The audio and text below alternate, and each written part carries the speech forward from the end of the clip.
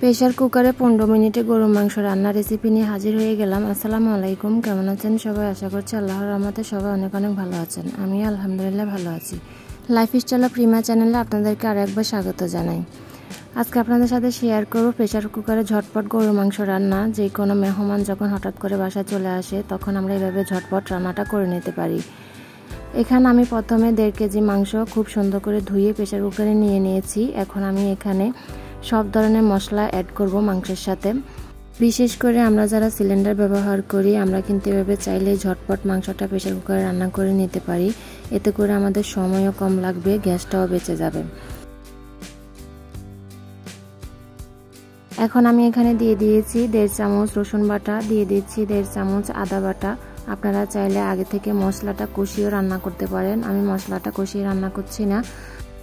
এরপর আমি এখানে দিয়ে দিচ্ছি 1 চামচ হলুদের গুঁড়া, দিয়ে দিচ্ছি 1 চামচ মরিচের গুঁড়া।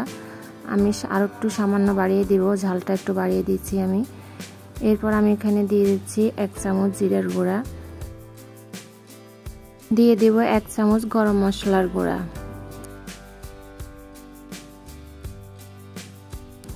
এরপর আমি দিয়ে দিব পরিমাণ মতো লবণ। এরপর দিয়ে দিচ্ছি কিছু গোটা মশলা, তেজপাতা, দারুচিনি, এলাচ, দিয়ে দিচ্ছি 3টা শুকনো মরিচ। এরপর আমি দিয়ে দেব পরিমাণ মতো সরিষার তেল। আমি সরিষার তেল দিয়ে মাংসটা রান্না করতেছি। এরপর আমি দিয়ে দেব পেঁয়াজ কুচি। আমি এখানে 1/2 কাপ পেঁয়াজ কুচি দিয়েছি। পেঁয়াজ কুচিটা দিয়ে আমি ভালো করে এটাকে মেখে নেব। আপনারা চাইলে হাত দিয়েও মেখে নিতে পারেন, আমি মেখে নিচ্ছি এভাবে।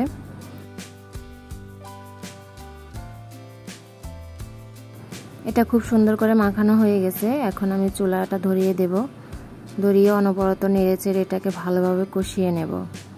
অবশ্যই কিন্তু মাংসটা ভালো করে কষাতে হবে, না হলে মাংসের থেকে মশলার গন্ধ যাবে না। আমি মাংসটা ভালো করে কষিয়ে এখন পরিমাণ মতো পানি দিয়ে দিয়েছি। এখন একটু নেড়েচেড়ে ভালো করে মিশিয়ে আমি ঢাকনাটা লাগিয়ে দেব। যেহেতু প্রেসার কুকারে রান্না করতেছি অবশ্যই পানিটা কম দিতে হবে। এখন আমি ঢাকনাটা লাগিয়ে আমি 4টা সিটি দিয়ে নেব।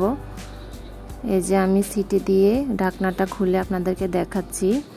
এই যে মাংসটা একদমই পুরোপুরি কুক হয়ে গেছে, খুব সুন্দরভাবে সিদ্ধ হয়ে গেছে।